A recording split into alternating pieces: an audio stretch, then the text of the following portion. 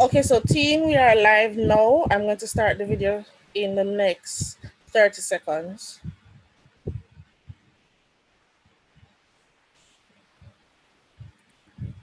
Oh, wait. Ooh, what just happened? It just stopped?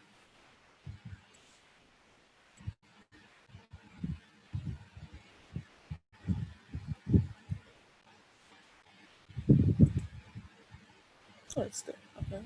So let me go to my video. Okay, so everything is ready. Alright, so we are going to start now. Let me go back to the Zoom.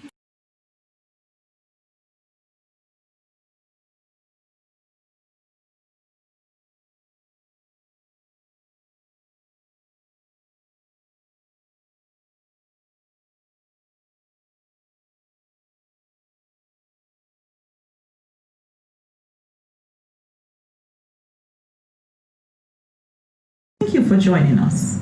The University of the West Indies Press Board of Directors, management and staff welcome you to the virtual launch of Obeah Race and Racism, Caribbean Witchcraft in the English Imagination by Eugenia O'Neill.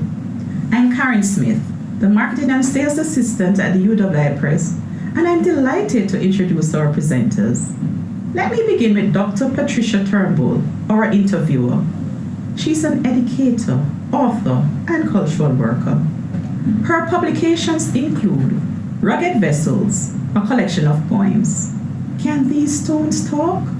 A history of the liberated African settlement of Kingsley, Virgin Islands, and her most recent, Tikoko and Kush Kush, an illustrated children's storybook published by House of Nehisi Press. Dr. Turnbull is former lecturer in humanities at H. Laverty Stout Community College. She has also lectured in the Bachelor of Education program at the UWI Caveville in conjunction with H. Laverty Stout Community College. She holds a Bachelor in General Studies from the UWI Caveville, a Master's in English Education from Syracuse University, and a doctorate in Cultural Studies and Social Justice Education from University of Toronto. Originally from St. Lucia, she currently resides in Tortola, Virgin Islands. We now turn the spotlight on our author, Eugenia O'Neill. Miss O'Neill is a writer, artist, and social media activist. Her publications include 113 Black Voices, Speaking Truth to Power, Jessamine, a novel, and From the Field to the Legislature, A History of Women in the Virgin Islands.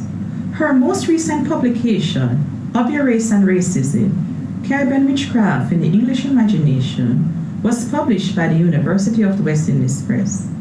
She holds a bachelor's in communication from Temple University and a master's in political science from the UWI Caveville. Originally from the Virgin Islands, she currently resides in Grenada, where she is involved in heritage and culture initiatives. We will now proceed to the launch. The closing remarks will be done by Kelly Williams, our marketing officer.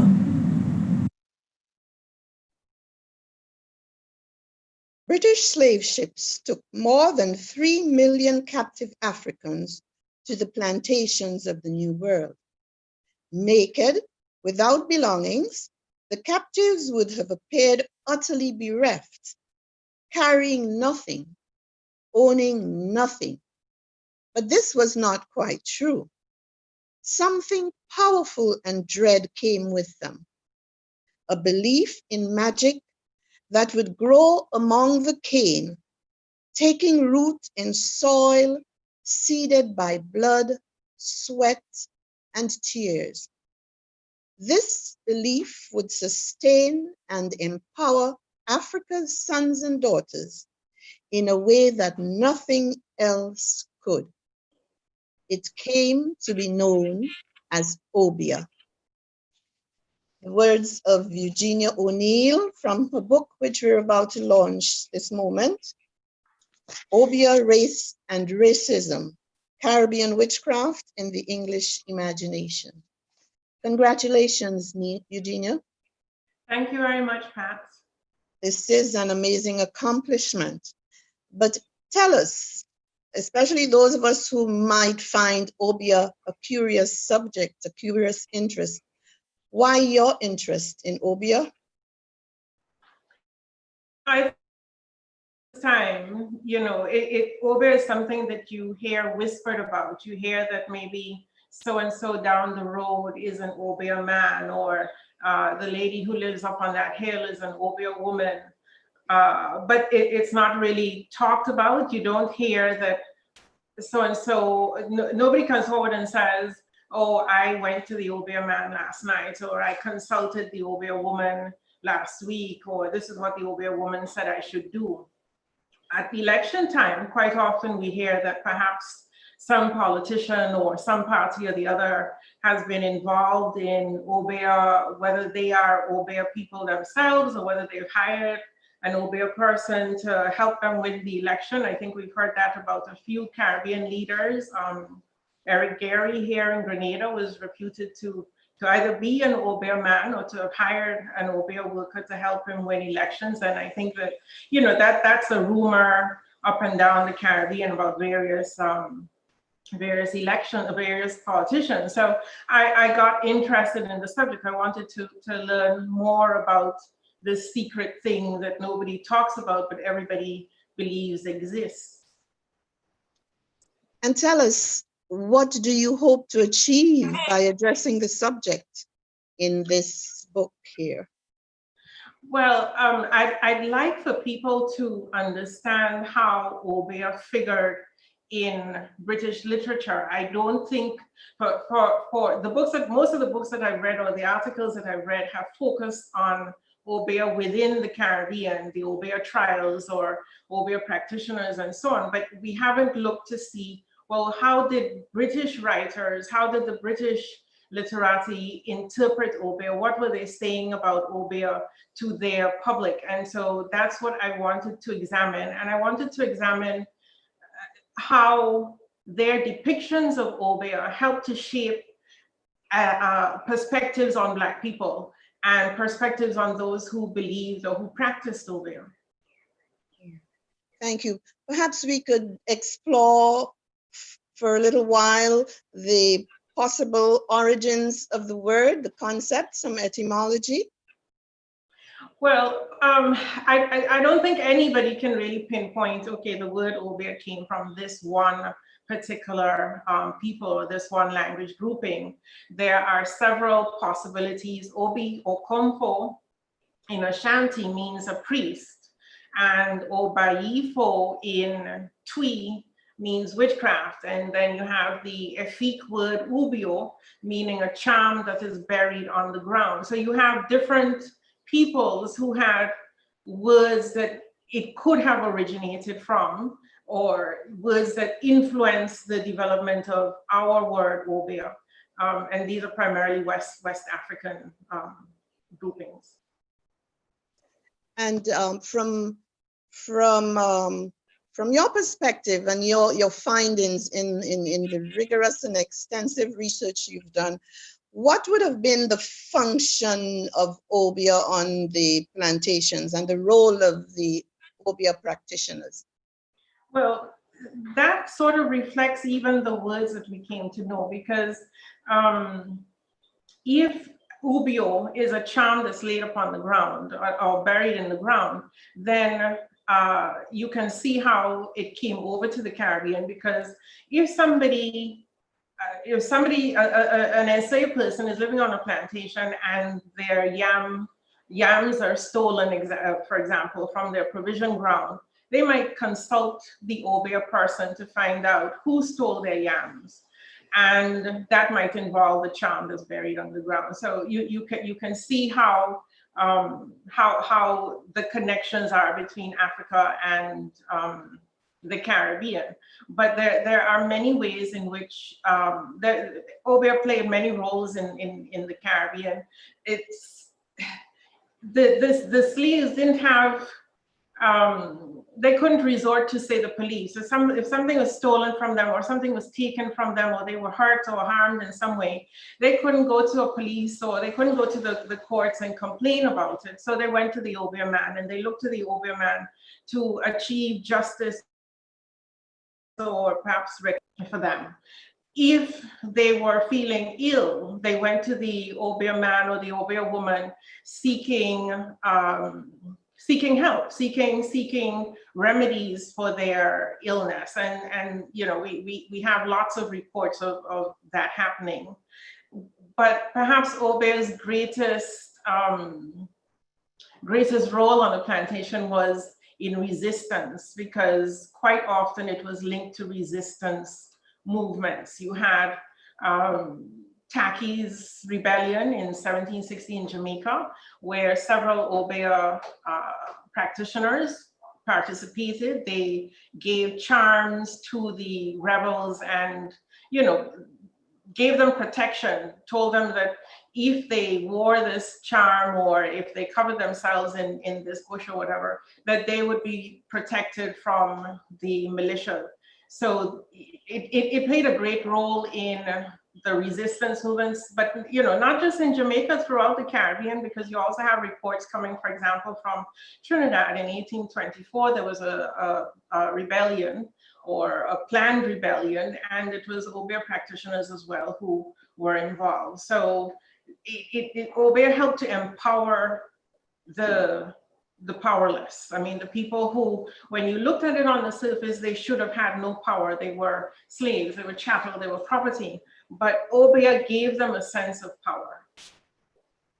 Thank you. If there's anything that I truly admire in your book is the expanse of locations. Usually we would get Caribbean research focusing more on the larger islands, the larger regions, but I'm amazed at the amount of research the amount of data you were able to access in terms of the lesser mentioned Caribbean, especially the Lesser Antilles, and even the other former European colonies, like you mentioned Suriname, you mentioned Grenada, you mentioned the Danish Virgin Islands, you reference the Virgin Islands themselves. I must applaud you on the wide range of locations that you have researched that encompasses the Caribbean. But you subtitled the book Caribbean Witchcraft. Isn't that word witchcraft European? Does it sound off a different type of connotation? I think that you know, perhaps we have come to feel that witchcraft is something that it's a bad thing. It's European, etc. But we have to remember also that witchcraft, as I said, the Efik word ubio for a charm laid under the ground, and then you had various other obaifo in Igbo for the word meaning witchcraft. So you had the concept of witchcraft already. What perhaps you didn't have is or what became confused with the term Obeah is that for some groupings, it was somebody who did some of these things, who laid charms, who gave out fetish, was a priest. But they also gave out charms. They might also be a herbalist. So you had different roles that might all be wrapped up in one, but you did have some groupings that separated the different roles. And to some extent, this was also mirrored in Europe, because in the Europe of the Dark Ages, you had the charms that the Catholic priests or the friars or whatever would give out. So if you went on a pilgrimage to some cathedral and you got the alleged bone of a saint, that was supposed to protect you, that was supposed to maybe bring you blessings and good luck and so on. But you know, we would look at that nowadays as a sort of witchcraft. But then you also, in the same Europe that had the priests giving out these bones, you had the condemnation of the witches, the usually women in the villages and so on, who would give out charms. So basically the same thing, or the same reasons that the priests were giving out fetishes. Mm-hmm. Now, how does European history of witch hunt and witchcraft, how does this influence their perception of Obeah in the West Indies? Well, by the time the Europeans really started going down the coast of Africa, they were still just perhaps emerging from the Dark Ages. They've had a couple hundred years, more than a couple hundred, of witch hunts. In England in the 1500s, you had, for example, Matthew Hopkins, the English witch finder general, who is reputed to have been responsible, just one man alone, for the execution of about 300 alleged witches. So they are coming down from Europe, a Europe that believes that witches are the devil's representatives on earth, and that witches have concourse with the devil, that when they go out on the Sabbath or the full moon or whatever, they are dancing with the devil, they are consorting with the devil, and that was part of their sort of Christian beliefs. And so when they came down to Africa and they saw all the different beliefs of the different peoples, instead of really trying to understand those beliefs on their own merits, they simply ascribed it all to devil worship and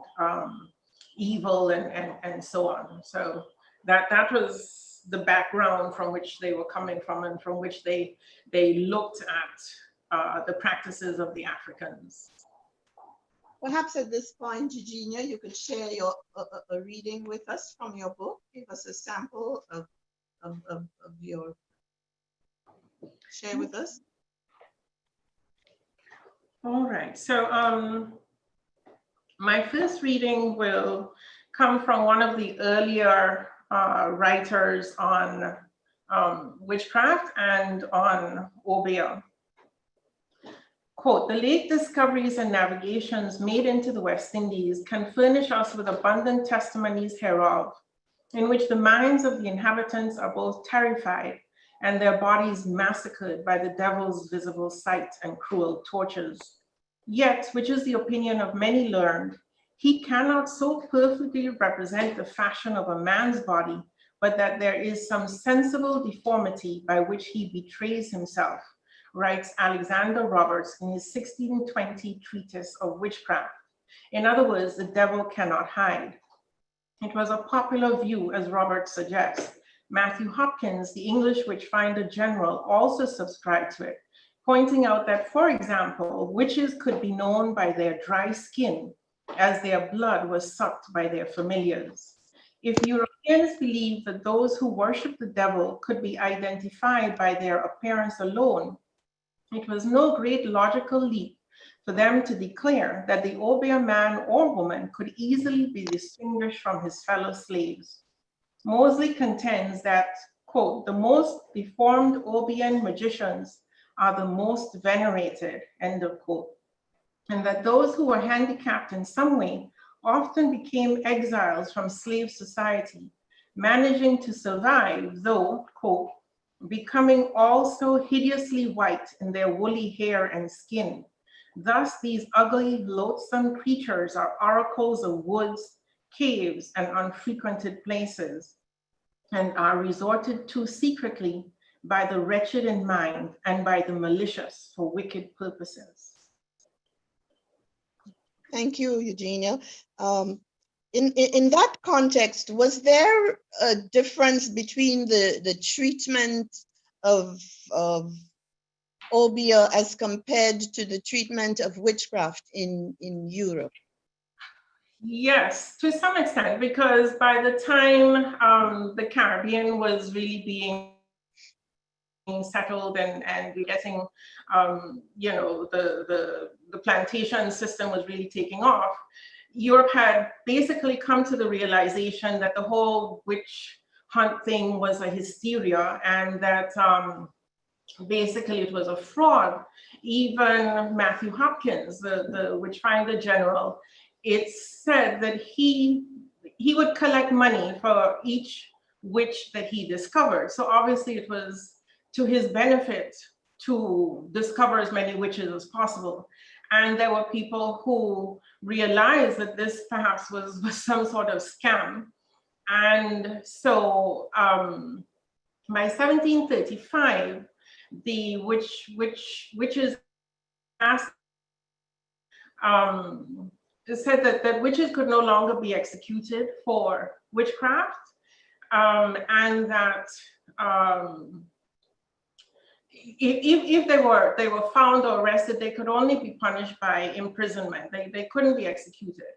And they're mostly to be looked at as frauds, not as people who are communing with the devil.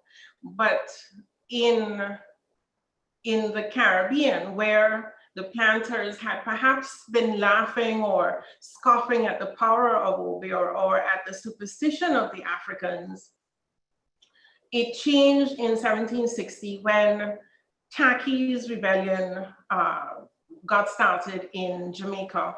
And because there were so many Obeah people who participated, and because there were so many of the enslaved people who felt that they had been protected, that the charms and the fetishes and whatnot that the Obeah people had given them would protect them. And so hundreds of people joined the Tacky's rebellion. So because of that, the planters sort of woke up to the dangers of Obeah, and they were no longer laughing at it. And the 1760 Act that was passed in Jamaica as a result of the rebellion made it a crime punishable by death and also by transportation. So they could be deported to another colony or sold off of the island. So we have to remember that several of our ancestors were executed and transported or sent elsewhere from their home as punishment for practicing Obeah. What other punishments or penalties were served on them? They could be flogged and imprisoned. If they were imprisoned, or even if they were executed, the assembly and the assemblies in some of the different islands passed legislation so that the plantation owners would be compensated for the loss of their person. So those were the different punishments. The transportation was really the big one, but executions also did happen, executions mostly by hanging. But sometimes you also had, for example, some of the Obeah practitioners who were involved in Tacky's rebellion were tortured. There's a report, the Fuller report states that experiments were carried out on them with electric equipment, and that it seems that they were administered shocks. So, there was that type of torture as well. Mm-hmm. Perhaps you could share another reading for us.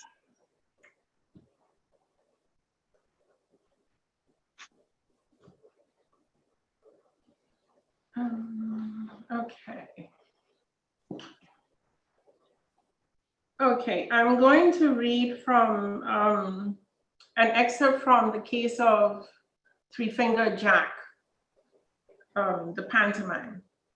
Quote, "Master," Quashie says, "you have been kind master to me, and Missy Rosa has been kind missy to wife and pickaninny here. And I now show you black man's heartbeat warm as white. I will go, and if I meet this Jack, Quashie will kill him, or him kill Quashie. Only if poor nigger die, you take care of wife and little massa Quashie." Sam immediately signs up too, declaring that he will not let Quashie go alone. Ormond frees them on the spot and encourages them to fear not his wily stratagems, his magic art. All will fail before the arm that's nerved by freedom and by gratitude. This night, continue your feast. Let not my sorrows taint the few moments you have of mirth. Nay, 'tis my command. Tonight, celebrate your newfound liberty. tomorrow for vengeance. Of course, a bit more than a simple declaration was necessary for a slave's freedom to be secured, but the passage removes any need for reference to the governor's proclamation or that of the House of Assembly. Jack has been given a backstory and a reason to desire the downfall of whites. Thank you, Eugenia. I'm sure we will be getting back to Jack in a little bit, but for now, let's look at the intersection of Obeah and race and racism. We know that the colonial order and the strategies were sustained by several theories of biological determinism, and we have those approaches that pseudo-scientific approaches connecting to pseudo-religious thought at the time that gave the colonists every reason to bolster the view of their racial superiority. Tell us how that view of Blacks as diabolical, tell us about that connection between Blackness and evil and the devil and the role of the snakes, and you go into quite a lot of detail, and this is quite relevant, especially at this time of protest and pandemic when people are really questioning the background to the attachment of evil to Blackness. Tell us a little about this. Well, the association of Blackness with the devil is very old. It comes from the very early days of the church when Satan is described as black. One of the things that we also have to realize is that even before Christianity, before Jesus and so on, psychologists talk about a fear of darkness. We had a fear of the dark. For example, many children have a fear of the dark and they grow up and perhaps they're no longer afraid of darkness.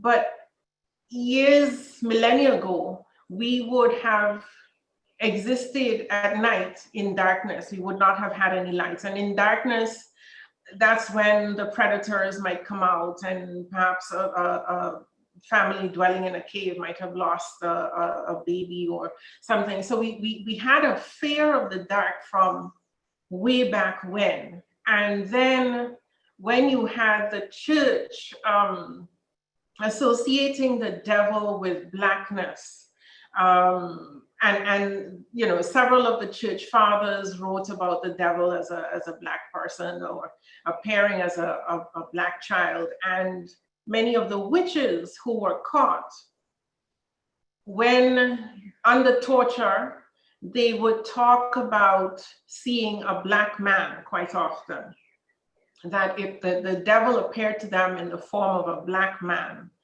and made them do these things. There was a 15-year-old boy, I think in France, who claimed to be a werewolf, and he said that he had been made that way by the black man.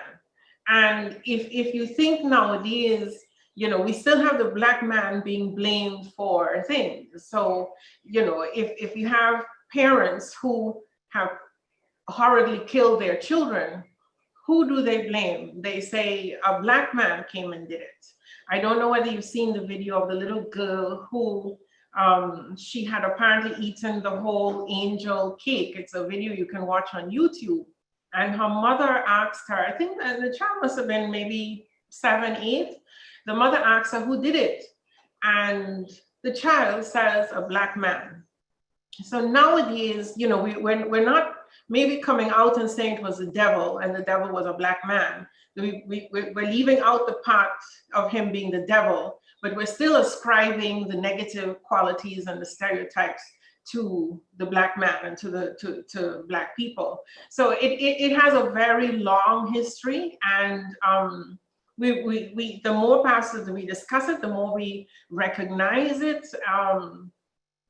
I don't know whether you know, for example, there's something called the black dog syndrome. And even though it's named for a dog, it applies also to cats. So if you're in a shelter, you're going to adopt a cat or a dog or something from the shelter, you're more likely to not choose the black dog or the black cat. And perhaps that also goes back to associating blackness with the devil and with evil and so on. So it's a very complicated thing with a very long history. Oh, and you mentioned also the serpent worship. I forgot to mention that because one of the people who did a lot to contribute to the fair of Obeah and to the association of Obeah with serpent worship was a man by the name of Jacob Bryant, who he's what nowadays apparently we call a mythagogue. He's somebody who studies mythologies and so on. He lived in the 1700s and he was English, and he tried to connect all the various mythologies of the world and sort of tie them together. So it's like one of those conspiracy theories where you've got the 5G, you've got the Bill Gates, and you've got the vaccination, and you've got everything all tied up in one fairly neat explanation.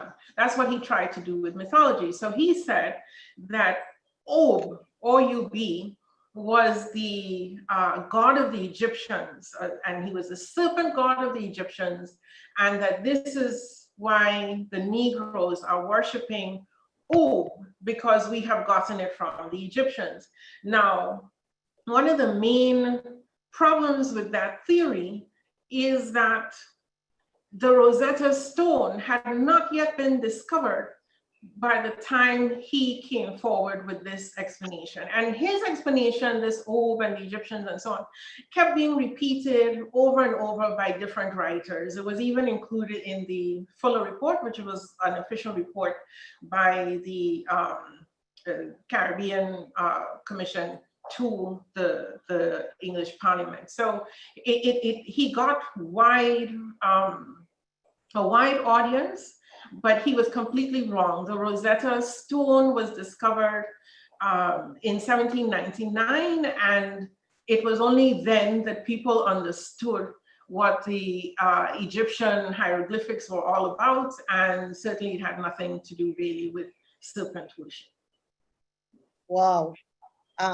We know that Jacob Bryant has been quoted so frequently, even by Caribbean historians. I read a lot of Caribbean history books, and he and others get quite a bit of mention.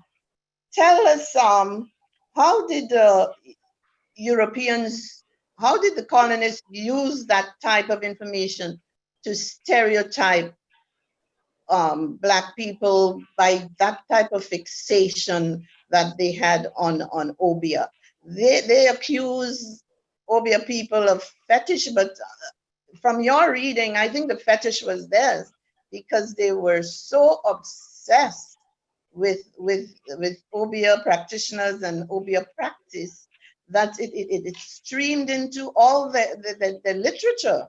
I mean, some of us have been fed a good dose of that in our formative education, but reading it as you have mapped it out in your book, it's a difficult headspace to be in, especially when some of us have left that space to focus more on our narratives, our counter narratives. But we now have to revisit that space to see how this type of discourse was so architecturally organized. It seemed to have been so well planned. Tell us a little more about how the stereotypes that you have mapped throughout your journey in the book, how these different stereotypes take form. Well, the stereotypes are basically aimed at showing that or demonstrating that Black people are superstitious and ignorant and gullible and credulous. So all of the stories are basically designed to do just that. You just have maybe a couple of exceptions to that rule. William Earl, in his version of Three-Fingered Jack, he made Jack a hero, actually. And then you had Maria Edgeworth, who also didn't really participate in the stereotyping, and perhaps to some extent Matthew Mark Lewis. So you did have a few writers who didn't participate in it, but for the most part, it was the fear of what Obeah could, how it could empower the Black people to rebel, how it could encourage them to poison their slave owners. That was the fear that drove them. And so they had to make the Obeah practitioner into a scam artist and into a greedy, ugly, despicable person, and had to turn the people who believed in him or her and who gave him or her the power. It had to subvert all of that. I'm recalling Omi Baba's work as he draws on Fanon in Black Skin, White Masks. And Baba has reminded us that the fetish stereotype is not a simplification because it is a false representation of a given reality. It is a simplification because it is an arrested, fixated form of representation, denying the play of difference. This you illustrate quite well in your book with the stereotyping of Black people through Obeah as savage, simple, and it progresses throughout the centuries, different emphases at different times. Earlier on, it may have come as something dread, and later on as a joke. Can you fill us in a little about that? In the very early years, the 1600s, early 1700s, the plantation owners basically saw or thought of it as a silly superstition. But really, Tacky's rebellion ended all that. They saw the power, and I think it was about 60 whites were killed during Tacky's rebellion. Hundreds of the rebels, of course, were also killed and or executed or transported. So it had the whole island of Jamaica in a bother. And because it was Jamaica, one of the big islands, that had ripples throughout all the other islands as well. And so after that, that was when the fear really began ramping up. And even the act against Obeah in Jamaica, the 1760 Act, associated it directly with devil worship. The act itself said that it was that Obeah practitioners were associating with the devil, and that this would be prohibited and so on. So that was made explicit under that act. And from then on, you had the plantation owners being very aware and very worried about Obeah and about what it could do. Would you like to share another reading with us at this point? Yes. Okay, so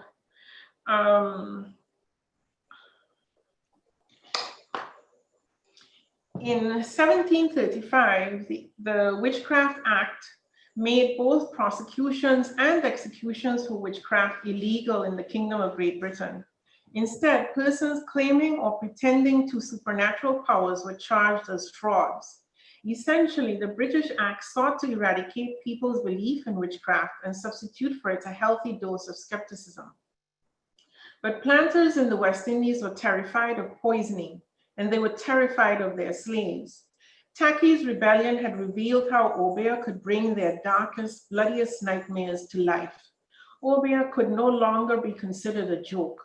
and neither was the Obeah man a harmless con artist, a danger only to the deluded and the superstitious. Taki's rebellion ended the jocularity and replaced it with fear. For the next century and a half, Obeah men and women symbolized integration of the planters' twin terrors, murder and poison. The Obeah practitioner, deformed, hideous, possibly insane, became the bogeyman lurking in the shadows of the plantation world, whose dominance over his fellow Africans needed to be broken.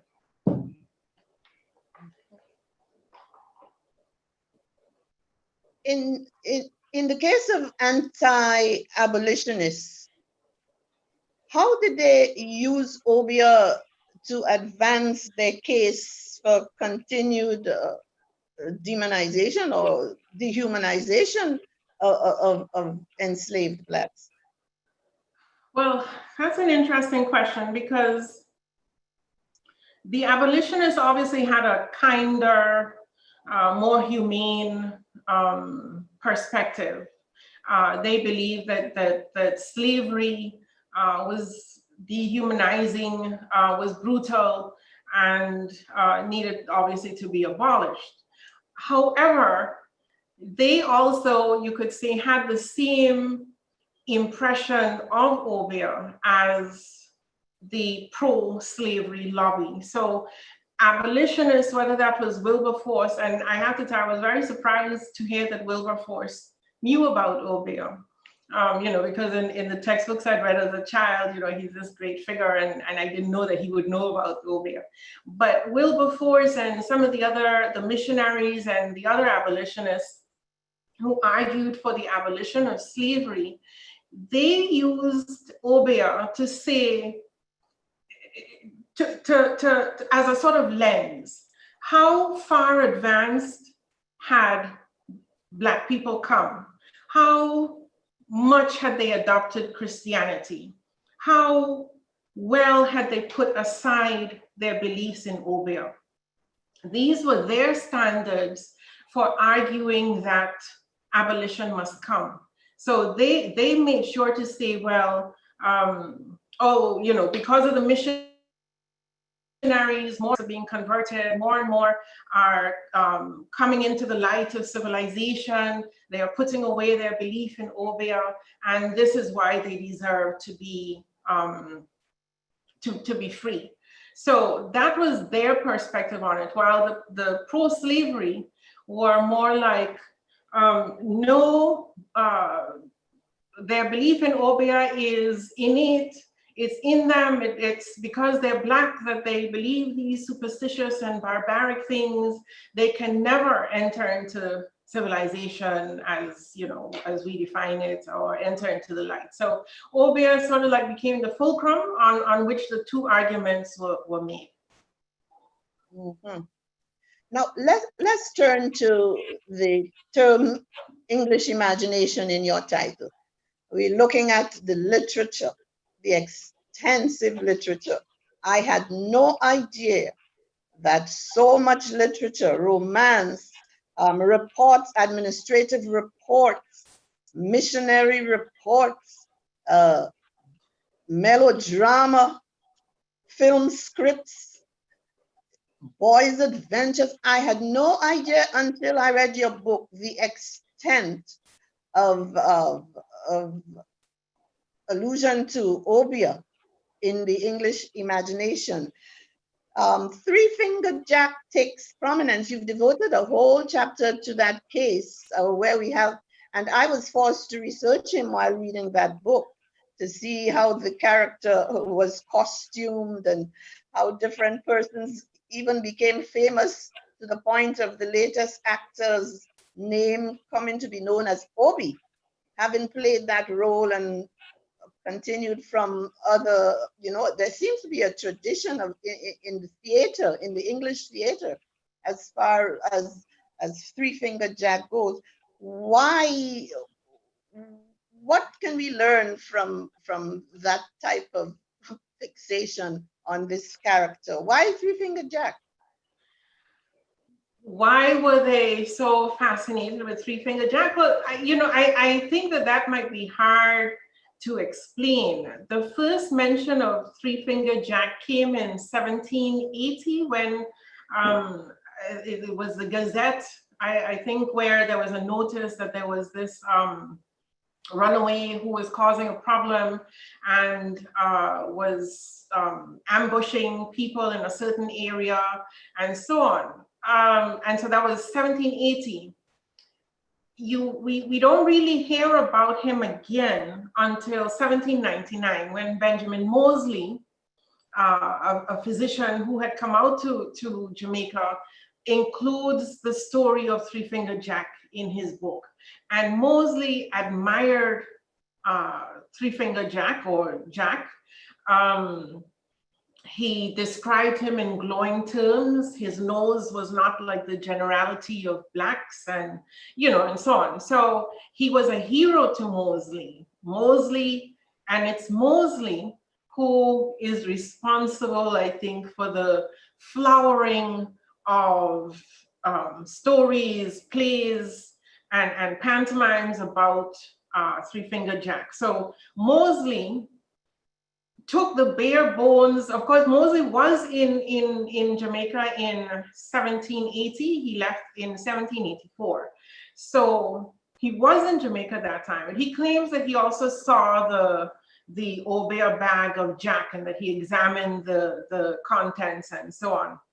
Whether or not that's true, we don't know. We do know that when Moseley came back to England in 1784, he began working as a doctor, but he was somebody who had strange ideas. So, for example, he felt that vaccinating women would result in them developing a syndrome, a cow face, that the women would develop cow faces because of the vaccine, and that they would then go out and meet, like the Pasiphae of the Greek stories, they would go out and meet with bulls if women are given vaccines. So this is that person who created the story of Jack, who used the bare bones and came up almost 20 years later with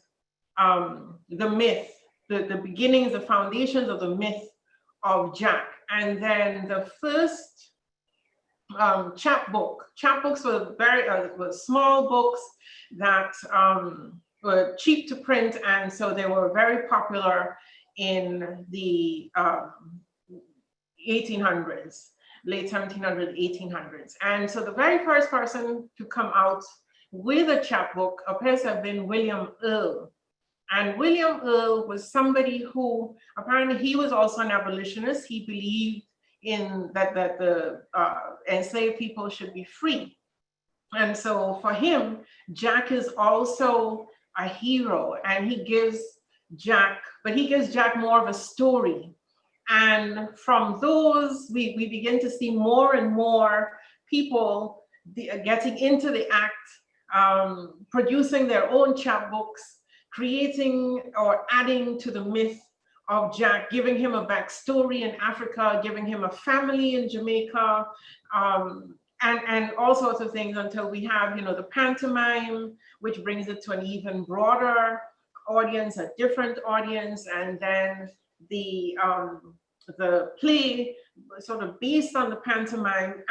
But one of the things that you see with the story of Jack is people who believed that slavery should end tended to make a hero out of him. People who thought that slavery was fine, the blacks, the enslaved people were treated fine, the plantation wasn't all that bad, they tended to make Jack the villain of the piece. And the people who killed him, the two who killed him, were the heroes. So even with that story, you kind of see an evolution, a change, a different perspective on the ideas of who Jack was and what he represented. And these were the people who claimed, who actually wrote our history of of the indigenous wisdom and spirituality of our people. And those writings have to this day been a major influence in how our view on African spirituality um, is continuously spawned, I think.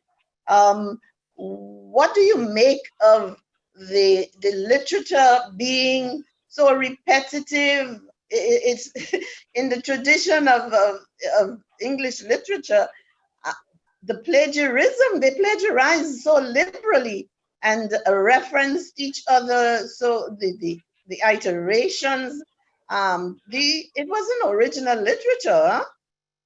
No, I think, for example, right now, we believe that fake news, everybody's talking about fake news, and we seem to think that it's a very new phenomenon, but it really isn't. I mean, I think fake news has been around, I guess, perhaps from forever. And so what we see with the Obeah and what we see with a lot of these stories, especially as you can see with Three-Fingered Jack, is basically the development of fake news. And so you have people putting their own spin on actual facts, and they might have only a small amount of information to go on, but from that information they make up a whole story, and just populate it with their characters and so on. And one of the things that perhaps we don't really realize as much right now is that the English intelligentsia, they were very tight knit. So people knew each other, and they knew each other well. They read each other's works. They shared each other's stories, and it was almost incestuous in that way. You had some of the most prominent people. For example, we know Charles Kingsley, and Kingsley was very fascinated by the Caribbean, and so he read everything, and he was also very fearful. So when he came out to the Caribbean, he's the way he writes, it's almost as if he was in fear for his life almost the entire time that he was in the Caribbean, even though he had been so fascinated by it. But it was because of all of the different things that he had read and believed. And there was really only one person, Reverend Ellis, who I think he was writing in the late 1800s, and he said that basically everybody is quoting somebody else, and they are quoting people who might go all the way back to the 1700s, but they are writing about it as if it happened just yesterday, and if it happened in their island. So something that may really actually have happened in Jamaica in, say, 1779 or whatever, they are writing, some writer is going to be writing about it in his travel narratives or in some short story or whatever, as if it's happening right now in Grenada, or it's happening right now in Dominica, or whatever. So it was just this constant regurgitation of the same information, much of it coming from the Fuller report, that people kept coming up with. Thank you, Eugenia. I think at this point we should be getting some kind of question or interest from our, oh yes, we do have a question. A question did show up, but it vanished. It popped up on my screen and disappeared. So while we await the question to return to us, oh, there it is. There it is. Somebody has sent a question. The practice of Obeah is passed down from generation to generation. Is there fear of this African spirituality dying out because of the negativity surrounding it and the disinterest from the younger generation? Well, because it's so difficult, because it's a secret, it's in the shadows and so on. It's kind of hard to say. I mean, from my perspective, I believe that it is dying out, as many African retentions are fading, are dying out. Again, I don't think that we have done a very good job in letting people know how empowering Obeah was, and that's a message that perhaps we need to get out. Like, that a lot of our ancestors, their empowerment to involve themselves in resistance and in rebellions came from Obeah, and for that alone, we should respect it and honor it. There's another question. Thank you for that answer. This question says, the 1760 Act against Obeah in Jamaica is still on the books today. Is this law still relevant? Why has it not been removed in these contemporary times? Many of the laws that were created during colonialism are unfortunately still with us. We haven't, there's some islands who have, or some countries that have abrogated those acts, but the Obeah Acts, but many islands continue, Jamaica among them, continue to retain them. And I think that's because the propaganda against Obeah was very effective. It went on for hundreds of years. It continued maybe even up until the 1950s, 1960s, and it even continues today. So it's associated, people still associated with devil worship or with evil and so on. And as I said, perhaps because we don't talk about it very openly, we don't know some of the positive associations of Obeah. In the Virgin Islands, Obeah is also against the law. It was a 1904 Obeah Act, which is now part of our criminal code. So that when they redid the criminal code not that very long ago, they simply incorporated the Obeah Act into the criminal code. So it's when are we going to examine the received wisdom that we got from colonialism or from colonization, and when are we going to examine that and interrogate it and come up with new ways of relating to our own history? Thank you. There's another question that hinges on one of my own.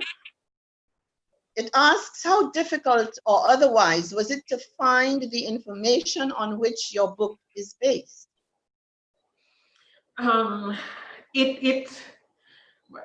It wasn't difficult. At the time that I researched it, I was living in England, and so practically all of the research was done there. I would say like 99% of the research was done in England, because at the British Library, they collect all the books of all time practically. And so you can go to one place and basically get the information there. There's been a lot of digitization. So if you're looking to do your own research, you can also try Googling some of these different books and so on that I've mentioned. And they've been digitized and are available so that you can read them for yourself. Yes, the bibliography is quite extensive. And in light of what you said, do you have a comment as far as us in the Caribbean, our governments supporting this type of research work? Our libraries need serious attention. Some of us don't even have libraries anymore. Our libraries are closed and not being given much thought by the powers that be. And some of us, including myself, fear that there is a subtle type of cultural lynching, to use the words of Kamau Brathwaite, going on that really we might have to answer for in terms of producing more of this type of work that you do. What might be your feelings about this? Well, if I had had to do the research in the Caribbean, I don't know that I would have been able to get it done. I don't know, the BVI has no library. hasn't had a library for a few years. Here in Grenada, there is no, the National Library has been closed for several years. I don't know what the situation is in the other islands. So I do think that the state of our libraries is having an impact on the ability of researchers to go in and bring forward to the community the information that is stored there. I mean, if I had not been, as I said, if I had not been in England, I probably would not have been able to accomplish this to the extent that some of the information is not yet digitized and is not available online. So I think, I don't know that I'd go so far to say it's a cultural lynching, but it's almost a forgetting, going to sleep. You know, we are, it's like we're forgetting our past because the libraries, the repositories of the information about the past are not available. They're not accessible to people. So we're forgetting a lot. I would also encourage those governments to, who may or may not be listening or may not take the words of a writer, to offer research grants and so on to people in the Caribbean. If you are connected to a university or something in England or wherever, Canada, or there are grants that are available that you can apply for if you're resident in those countries.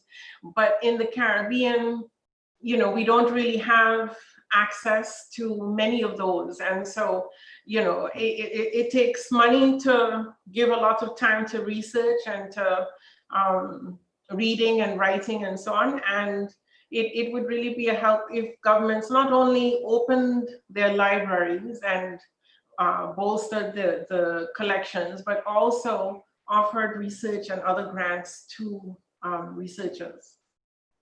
Thank you. The questions are coming quite quickly. Here's another one. Do you think that the influence and impact of African slaves getting baptized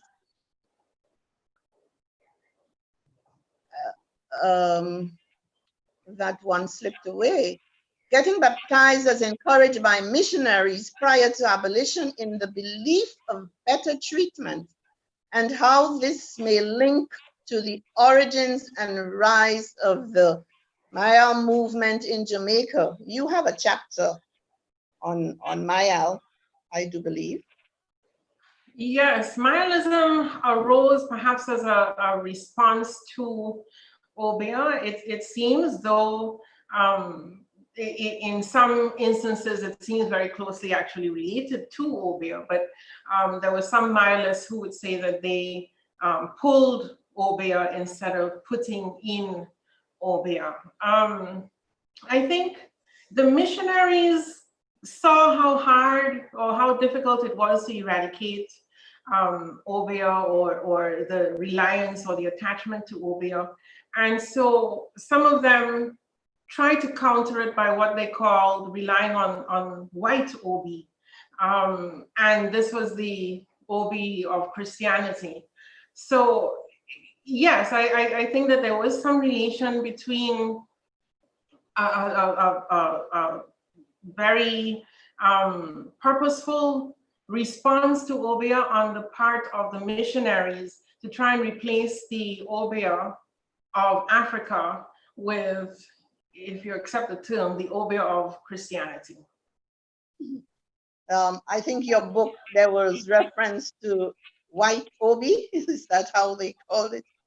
Right. Mm-hmm. Another question. If we practice Obeah, do you think we should be more public and outspoken about it and have shared resources like Hoodoo and Santeria? Or do you think it should remain occulted? I think that if people want to erase the stigma or bring it out in public, then I think that bringing it out in public would be part of erasing the stigma and erasing the fear and the disgust and the association with the devil and so on. I think that, however, before you can go out and be public about it, perhaps it would be wise to lobby for the abrogation of the Obeah Act in your country. In other words, I couldn't really encourage you to go out and be public if it's still against the law. So it might be best to advocate and present your reasons why it should be abrogated before you do that. Okay. Another question. Do you consider starting a petition to legalize the practice of Obeah since it is a part of culture? I think a petition might be a good thing to do, especially since it would then be, if you're talking about on change.org or something, then it would be international or at least regional, and so people from throughout the region could sign it, address it to their various address it to their various governments. I do think it's a bit ironic that CARICOM is pushing for reparations and so on, and justly so, but at the same time, CARICOM is silent on these types of issues or on the need to encourage African retentions such as Obeah. It seems that many people, a question asked, are reclaiming the spirituality of their ancestors. This is particularly true with African diaspora tradition. Do you feel the same is happening with Obeah? No, I can't say that I do. And again, I think that that's because of the fact that it's criminalized. So if I think that if, for example, you were to be a Santeria worshiper in much of the Caribbean, you might be looked at as scams, but there is a lot more perhaps knowledge about Santeria than there might be about Obeah out in the public space. So I think because it remains criminalized, it's not. And I think also that, the Caribbean right now, or maybe for the past 20 years or so, has been subject to Christian evangelical movements, perhaps because we have quite a lot of missionaries and so on. And many of these believe that Obeah is devil worship and is related to demons and so on. And that's another reason why I think it's important to talk about Obeah openly and discuss its historical roots, because there's a lot of pushback against it and really not much public discussion of it. Thank you. I do believe Caribbean literature addresses the subject in particularly in drama and fiction, and we have works like Una Broadber's work in Mayal to offer counter narratives to that. Do you think that type of creative work in our literature and film and theater would open up the subject of Obeah to more scrutiny and perhaps a different kind of understanding? It can certainly help, but people perhaps are not reading as much as perhaps they should be. And of course, I'm a writer and I would want everybody to read 100%. But I think, for example, when you look at the music of the Caribbean, whether it's Sparrow's Obeah Wedding I forget how that goes, but anyhow, so you have music that's coming from the Caribbean, which is perhaps being listened to by more people than perhaps Irma Broadberg's book might be read. You have reggae singers like Mavado or Idonia or others who are mentioning Obeah, but they are not bigging it up, if you forgive the term, themselves. They seem to also have internalized or to also believe that Obeah is a bad thing and that it's pagan and it's heathen and works and so on. So I think that if we could address it positively in the music, which is perhaps a bit more popular than literature, then you might begin to see more of a change. It would certainly contribute a lot. Mm-hmm. We would hope that it would open it up to discussion, to question some of the reproduction and offer opportunity for counter narratives. Because when I look at the extent of the literature in your book and the type of grotesque and ingenious, I can't begin to tell you how much I would wish for us to produce more counter narratives to address some of those deep-seated issues that still plague us. There's another question. It seems that many people, no, sorry. Christianity contributes, this person thinks, to racism and classism in that Christians relegate anyone who practices Obeah or attend revival churches as low class or uneducated. What are your views on this? Well, as I mentioned early on, you know, the Christian view of Africa, the view that came from the Catholic Church, which was at the time, you know, really the only church, is that it's related to devil worship. And so the imagery even continues to be of Black people being associated with the devil.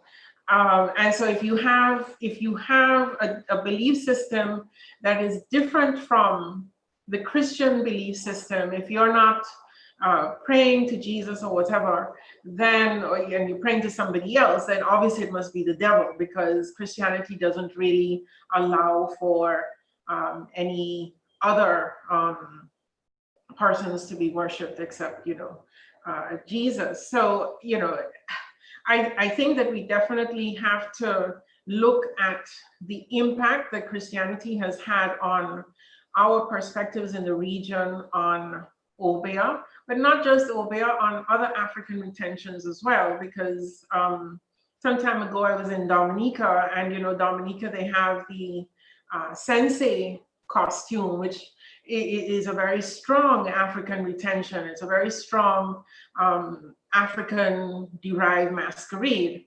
And a couple of the senseis said that it's getting hard for them to get younger people into it, because the younger people are perhaps in some of these evangelical churches, or their parents are, and their parents don't want them to participate because it's demonic and devilish. So that's one of the problems: culture versus Christianity, and how, as you say, do we counter the narratives that the Christians have been promulgating for hundreds of years? Speaking about other spiritualities, here's one from someone who asks, what about Haiti? Voodoo has official religious status in Haiti. What are your views on this?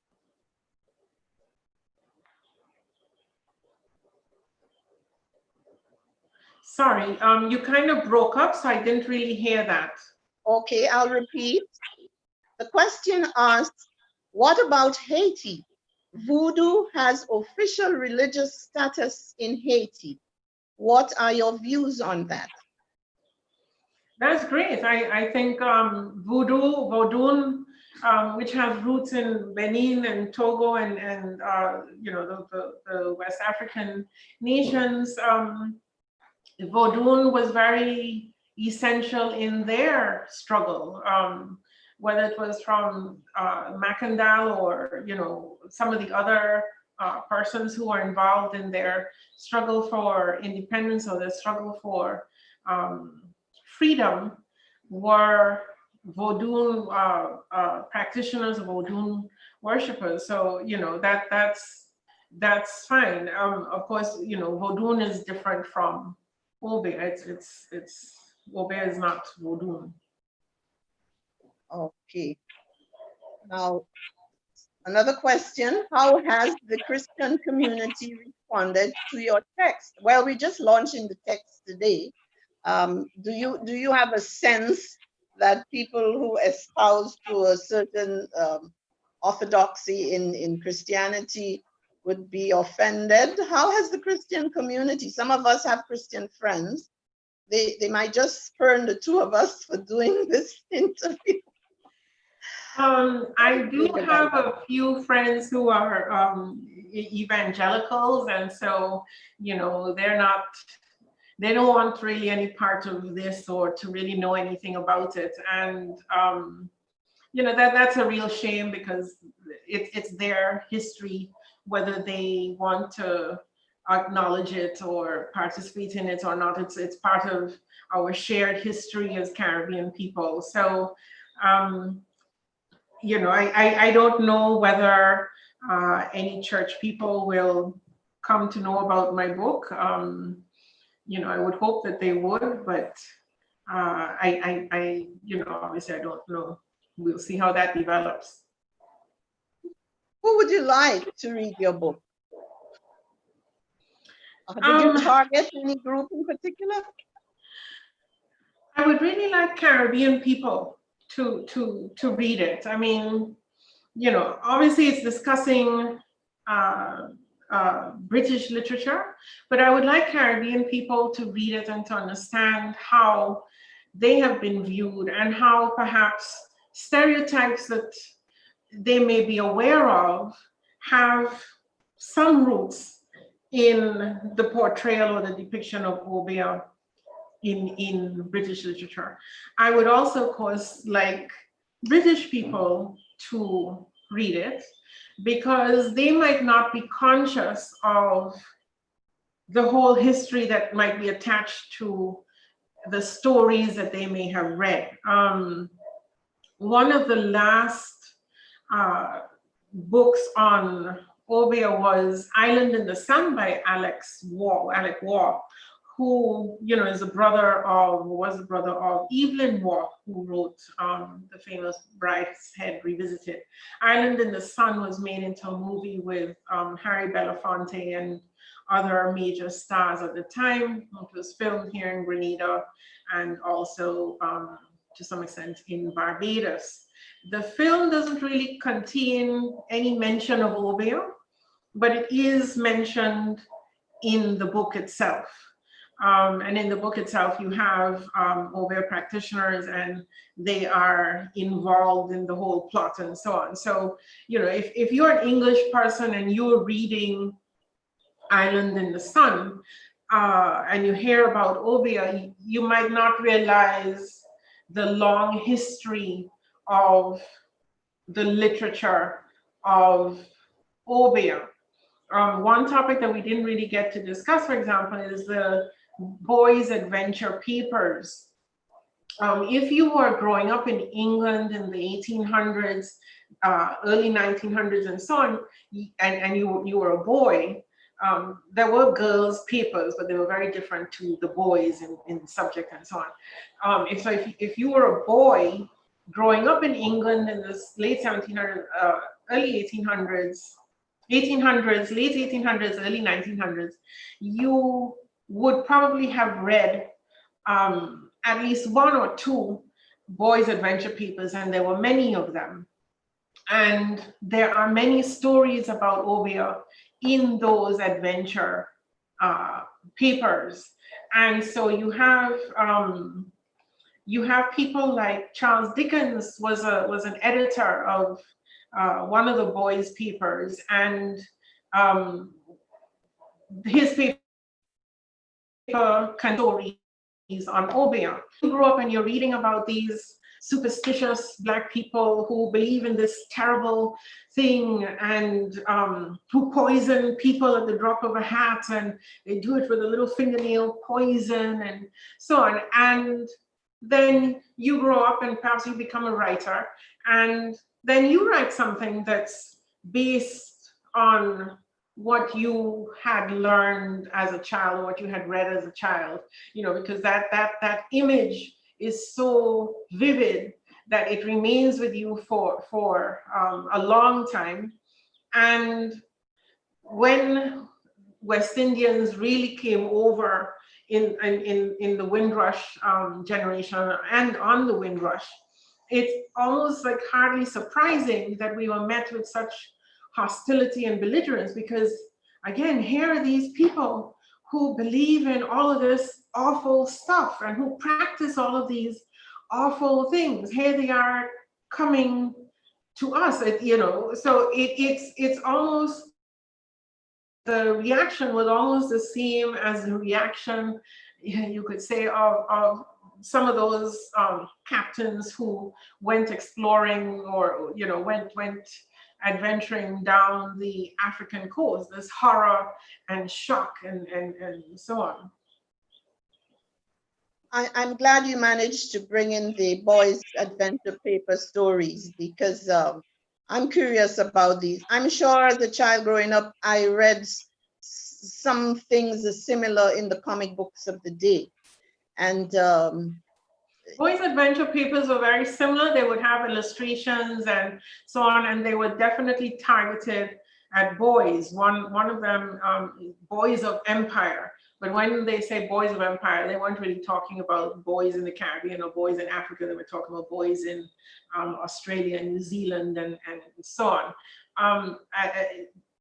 Boys' adventure papers, though, as I said, were very different from girls, because even as a young person myself, I used to get girls' annuals from England, and the girls' annuals then and even further back were very different to the boys. The boys were seen as, you know, being the courageous ones, going out into the empire, discovering new places, conquering new places, subjugating people, fighting off the credulous and superstitious Black people, and so on. So they're very different from the girls, very gendered. perhaps this is a good time, Eugenia, for you to offer a last reading in relation to the boys' adventure paper reference. We're winding down, and okay.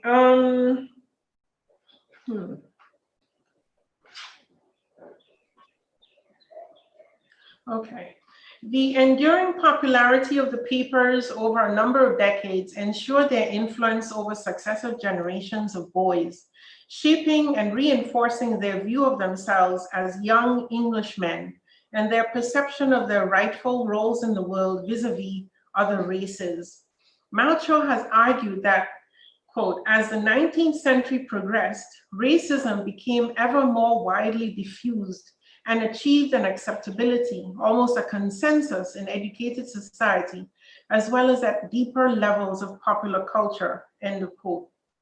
As we have seen, this racism was certainly on display in much of the adult fiction that touched on the West Indies, but it was also quite evident in the boys' papers, arguably the most popular form of literature among children. Invariably, the role of whites in adventure paper stories was one of leadership and dominance over other races. Whenever a hero came into contact with Black people, they would be downright stupid, superstitious, cowardly, vain, and credulous at best, or savage, murderous, and plain evil at worst. As the former, they were often the agents of a dastardly white villain who used their ignorance and credulity for his ends. As the latter, their aim was often to overthrow and exterminate the white race and establish on whichever island they happened to be, usually Jamaica, a Black republic on the order of Haiti.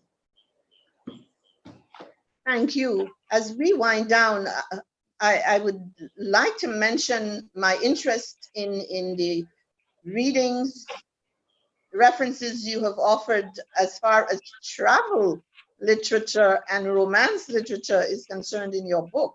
We still see a lot of that, especially in our tourism industry, with travel writing by persons who have visited and writing about the experience in that same type of vein. And you are certainly correct in terms of us going into that headspace, if for nothing else, getting a sense of where all of this comes from. We have a final question here. It's being repeated. So you did address it, but this person seemed to have missed it and keeps repeating the question. How difficult was it to find the information on which your book is based? Could you give us a quick repeat of what it wasn't difficult at all because I was at the British Library. If I had been here in the Caribbean, it might have been a bit more difficult because some of the books, some of the reports, etc., are not digitized. Okay.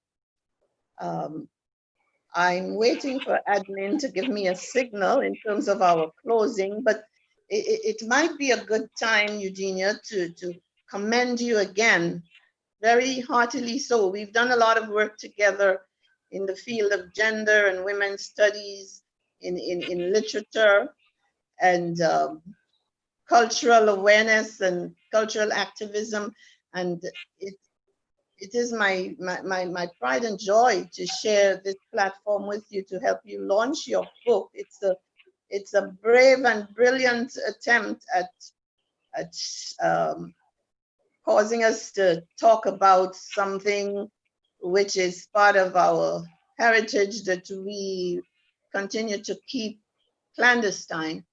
And I'm hoping that your book offers that opportunity to open the discourse on our indigenous wisdom and our spiritual, African spirituality that we've inherited from our ancestors, not to be ashamed of it, especially in this kind of scholarly space. I think when we make that brave attempt to do so, it can set the pace for future discourse. So I want to thank you so much for doing this fantastic work. And as we're about to close, do you have a final comment?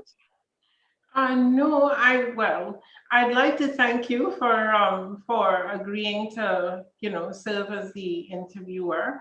And of course, I'd like to thank UE Press for taking a chance on this book and taking a chance on me, so to speak. And to thank especially the UE Press marketing who set up this Zoom thing, we live streaming on Facebook and on YouTube. So, technology is really taking us places. So thanks to everybody. And thanks to everybody who submitted questions as well. You helped to make this launch a success, or you helped. I echo the sentiments.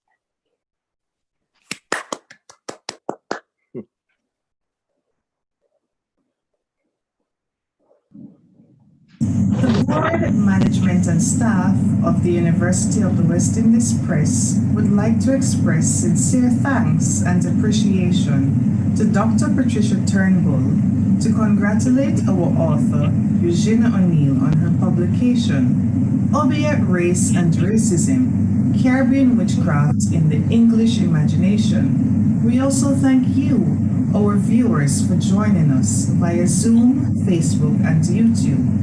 We invite you to visit www.uepress.com To purchase your copy of the book at a special 30% launch discount, have a wonderful afternoon.